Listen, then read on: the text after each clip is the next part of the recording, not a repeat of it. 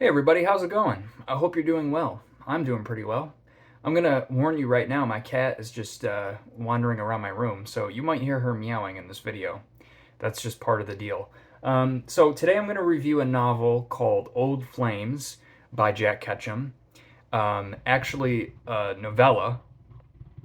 But if you've watched my channel before, I've reviewed maybe like four Jack Ketchum books. I really, really like him. He's one of my favorite horror authors.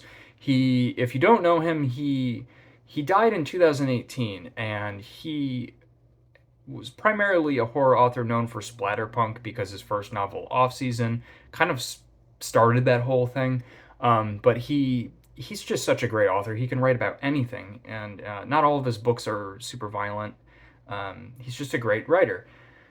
Um, so I read Old Flames. Now I thought, and I'm gonna tell you, I'm not gonna spoil this book. Okay, so I'm just gonna do a spoiler-free review. If you want to go read it, I won't. I promise I won't spoil anything. Um, I read the ebook of this, and I was unaware that it's actually a two novella collection.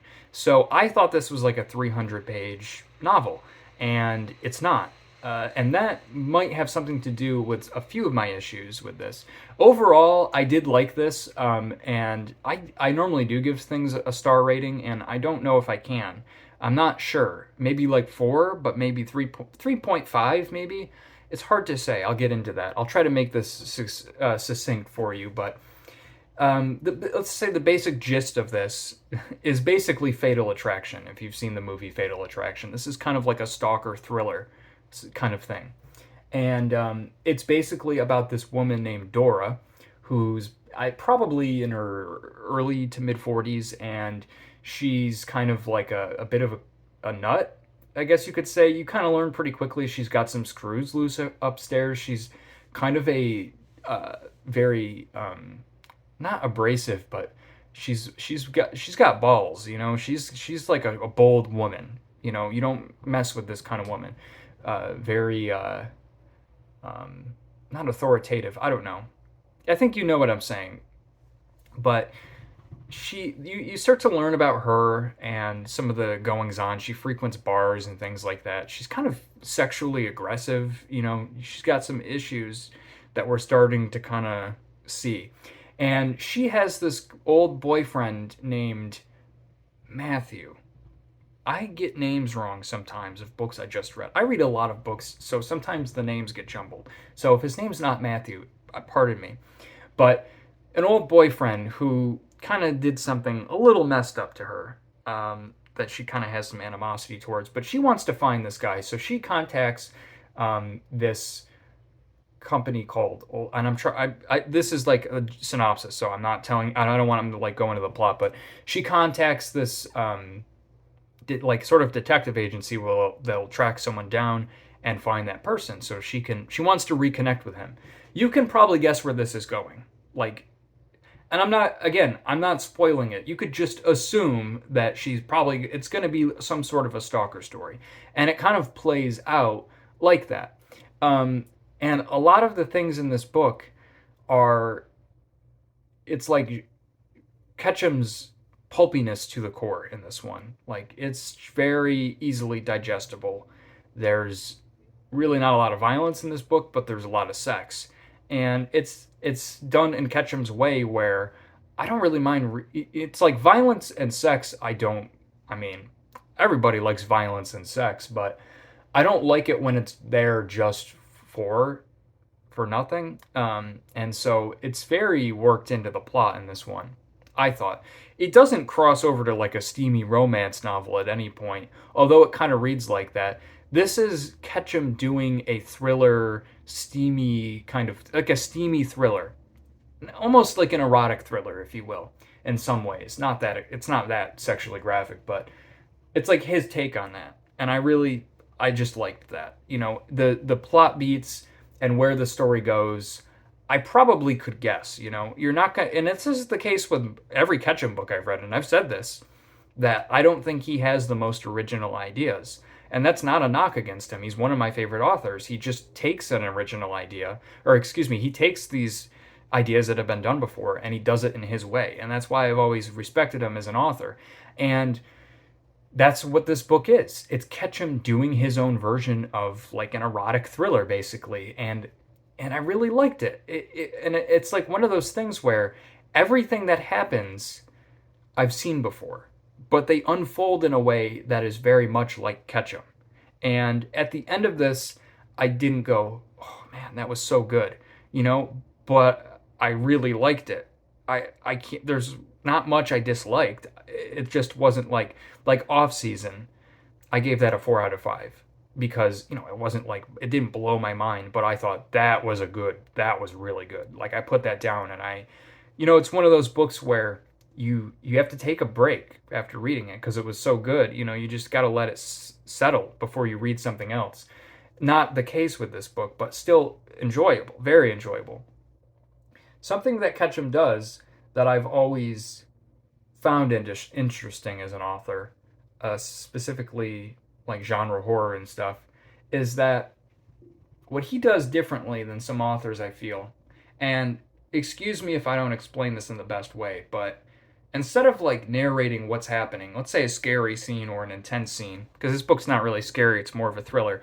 Let's just say an intense scene. He doesn't really narrate it as an omnipotent narrator. He just kind of tells you it through their perspective without it being in first person, if that makes sense. So the horror, the terror that we're seeing in this book play out, we're seeing it through the character's eyes. Like in Off Season, anytime there was like some crazy violent bullshit in that book, like let's say, I don't want to ruin that book either, but the shit hits the fan scene, if I could use that term like that.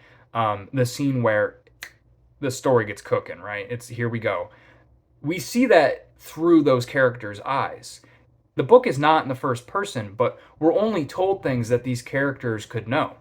And the way he writes it like that makes it scarier and more intense because it's like we're there. I've said that in my off-season review that I felt less like I was hanging out with this narrator reading a book and more like I was actually there with these people seeing the terror that they were going through. He personalizes terror in his books, and that's why I think he is such an effective author. And that is no exception in Old Flames. While it's not really a scary book, but the thrills in this book are through personal lenses without being in the first person, and it's just an interesting way to write things that I really like. And also, this book is not a parody. Like I was often reminded of You. This book came out before You, I believe, 2008, and I think You was maybe 2014, let's say, so a couple years later. But not really the same story. But there's very much a similar sort of prose. And Ketchum does not always write like this, so if this is the first Ketchum book you read and you're like, I don't know if I dig that, he doesn't really write like this all the time. As a matter of fact, the second novella in this book is not written like that, but run on sentences, very frenetic writing style, which is how You, like, You is not derivative of this book, but Caroline Kepnes had to have read this because the writing style is eerily similar. It's a very frenetic read. Not just what's happening, but the way his prose, the way he writes it. Very few instances of punctuation when things get cooking. And then when things settle down, it starts to get a little more normal. That might be a bit of a hindrance to some folks that don't like that sort of thing, but I love when authors do that. And I just I'm like, cool, he's experimenting. I love when authors do stuff like that, you know what I mean? And it was a little experiment, but it was a good one, and it worked. I love that. The writing was great. I mean, not much more to be said. I mean, Ketchum's a great author. You don't really, he doesn't write the most like thought-provoking, mind-blowing stuff, but there's always something to think about in his books. There's definitely things to think about in here. I don't really want to tell you what they are because I want you to discover that, but definitely some things to think about. Fun, thrilling little things. Nothing you haven't seen before, but done in an interesting way. And I really think the writing is great. And you never have to worry about the writing in a Ketchum book. He's just a great author. Surprisingly, a lot of typos in this ebook. I don't know if it was just the ebook or that's how the print book is, but actually the most typos and errors I've seen in a book in a while. I want to say there were maybe like 8 or 9 errors in this 155, 50 page novella, but That's not a big deal. I just thought I'd point that out. But I recommend this. The only reason I was kind of weird was because, and I think if I had known this was a novella beforehand, I probably would have, it would have flowed a little better. But the ending, this has a zinger ending, and Ketchum doesn't really do zinger endings. He doesn't always wrap things up pretty, but he gives you a nice little ending. This had that like short story zinger ending where you're like, whoa, and again, nothing I haven't seen before, but I was just like, oh, okay, it's done. That was a little gut punch of an ending, and that's kind of how short stories are, especially like short novellas. They kind of end like that, and that's not his usual way to end things. So this felt like at times I was like, this is getting nuts. I'm so, and it does actually, there's a twist in this book, and I don't want, I'm absolutely not going to tell you what it is, but the way that this twist is, again, this is the name of this review, nothing I haven't seen before, but it comes at a point where I wasn't prepared for it. So I thought it was a unique thing. Like I totally could have seen that coming, but he just pulled it out like so, like I just wasn't ready for it. He just pulled it out so quickly and abruptly that I was like, oh shit, I guess we're going this route now. And I was really hoping to see more. And I have to say that, like, in this being a short story and me thinking was going to be a 300-page book, there was a point where I was reading this thinking, what more is going to happen in 150 pages? Like, I'm curious to see where he goes with this. So I think he's a very intentional author. He very much chooses very exactly what he's doing. He knows who he's writing for, what he's writing about, and he chooses all of his words and syntax very carefully. So I think that he very intentionally plotted this to be a short story. But I'm curious if this ever started as a full-length novel. So at times I wish this was longer. It just felt like it kind of hit the plot point you thought it was going to, and then just kind of ends. And at points I thought, no, I don't know. I think this works as a short one. So 3.5 or maybe a 4. It's very well written. It's a fun, exciting thriller stalker story. But there's not much to it. It kind of just, you're just like, okay, I recommend it. It's not the best Ketchum work I've read, but maybe that's just because I've read all full-length novels of his. I still recommend it, Old Flames.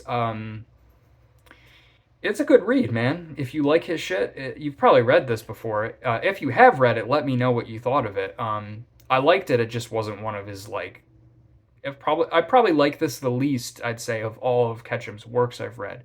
But it's a compliment to him that it was still a great read.